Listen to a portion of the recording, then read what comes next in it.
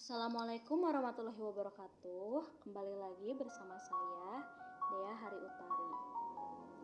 Di mata pelajaran Dasar Pengendalian Mutu Hasil Perikanan atau DPM-HP.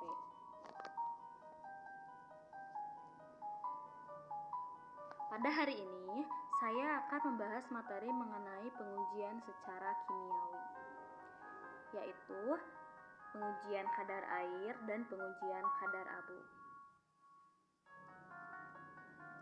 Pengujian kadar air. Pada pengujian kadar air ada dua jenis metode, yaitu metode pengeringan dan metode destilasi. Metode pengeringan atau oven didasarkan atas prinsip perhitungan selisih bobot bahan atau sampel sebelum dan sesudah pengeringan. Selisih bobot tersebut merupakan air yang teruapkan dan dihitung sebagai kadar air bahan. Metode pengeringan ini terbagi menjadi dua. Yang pertama, metode oven, dan yang kedua, metode oven vakum.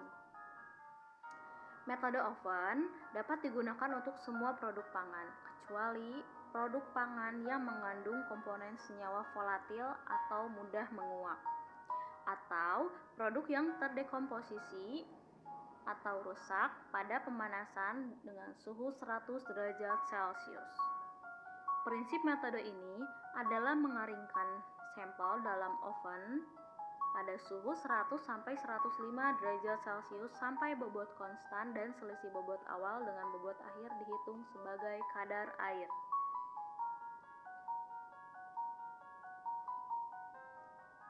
Selanjutnya, metode oven vakum. Metode ini digunakan untuk produk yang mengandung komponen yang dapat terdekomposisi pada suhu 100 derajat Celcius atau relatif banyak mengandung senyawa volatil. Artinya, metode oven vakum ini kebalikan dari metode oven.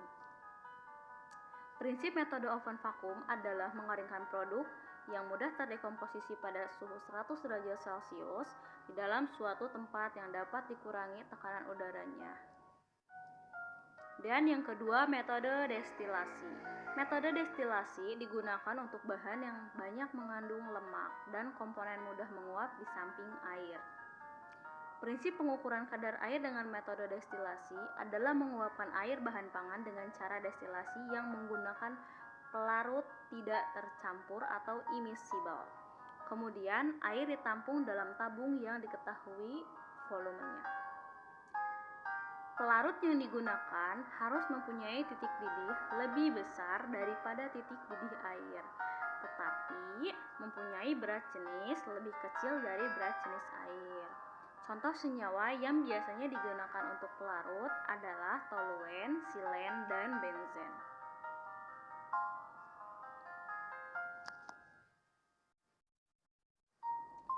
Sekarang saya akan menanyakan kepada kalian, di antara kedua metode tersebut, baik itu metode pengeringan ataupun metode destilasi, metode mana yang paling efektif untuk dilakukan?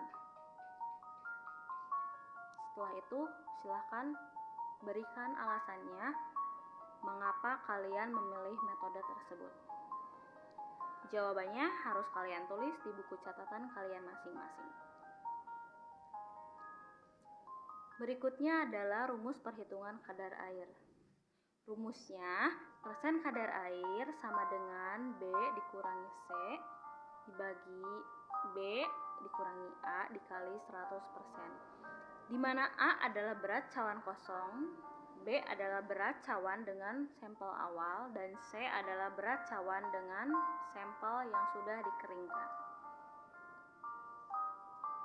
Di sini ada satu contoh soal untuk menghitung kadar air. Yang diketahui adalah berat cawan kosong 10 gram, berat cawan dengan sampel awal 12 gram, dan berat cawan dengan sampel setelah pengeringan adalah 11 gram.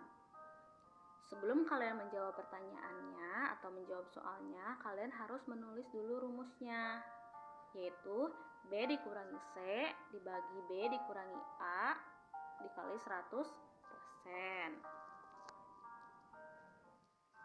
Untuk B, tadi kan B adalah berat cawan dengan sampel awal, maka kalian tulis 12, kemudian dikurangi C. C adalah berat cawan dengan sampel setelah pengeringan, maka kalian tulis 11 gram. Kemudian dibagi B. B adalah berat cawan dengan sampel awal, kalian tulis 12 gram, kemudian dikurangi A. A adalah berat cawan kosong, kalian tulis 10 gram. Jadi 12 dikurangi 11 dibagi 12 dikurangi 10 dikali 100% sama dengan 1 dibagi 2 dikali 100%. Maka persen kadar air adalah sebesar 50%. Selanjutnya pengujian kadar abu. Pada pengujian kadar abu terdapat dua metode. Metode pengabuan secara langsung dan metode pengabuan secara tidak langsung. Untuk metode pengabuan secara langsung itu dilakukan dengan cara membakar bahan pangan pada suhu tinggi. Suhunya itu sekitar 500 sampai 600 derajat Celcius selama kurang lebih 2 sampai 8 jam. Kemudian menimbang sisa pembakaran yang tertinggal sebagai abu. Selanjutnya adalah metode pengabuan secara tidak langsung. Kalau metode pengabuan secara tidak langsung ini dilakukan dengan cara melarutkan sampel ke dalam cairan yang ditambahkan oksidator. Setelah itu baru kalian lakukan pembakaran sampel. Cara pengabuan ini disebut pengabuan basah dan keuntungannya adalah suhu pembakaran tidak terlalu tinggi seperti yang metode pengabuan secara langsung. Kemudian selanjutnya saya akan tanya kembali kepada kalian, di antara kedua metode pengabuan, yaitu metode pengabuan secara langsung dan metode pengabuan secara tidak langsung, metode manakah yang paling efektif untuk dilakukan? Kemudian silakan kalian berikan alasannya, mengapa kalian memilih metode tersebut. Lalu jawabannya kalian tulis di buku catatan masing-masing. Selanjutnya di sini ada rumus perhitungan kadar abu. Rumusnya adalah persen kadar abu sama dengan B dikurangi A dibagi berat sampel dikali 100%, di mana A adalah berat cawan porselin dan B adalah berat cawan porselin dengan abu. Selanjutnya di sini ada satu contoh soal perhitungan kadar abu.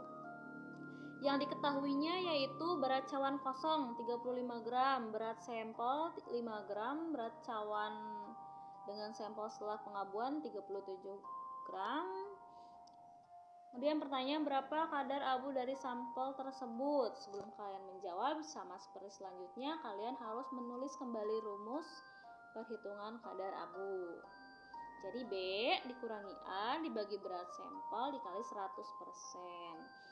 Kemudian tadi B adalah berat cawan dengan sampel setelah pengabuan. Kurangi A adalah berat cawan kosong, yaitu 35 gram. Maka kalian tulis 37 dikurangi 35. Dibagi berat sampel. Tadi berat sampelnya berapa? 5 gram. Kemudian dikali 100% sama dengan 2/5 dikali 100%.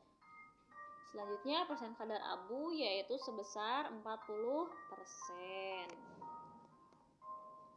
Oke, sampai sini apakah ada pertanyaan? Jika ada pertanyaan, silakan kalian komen di bawah ini.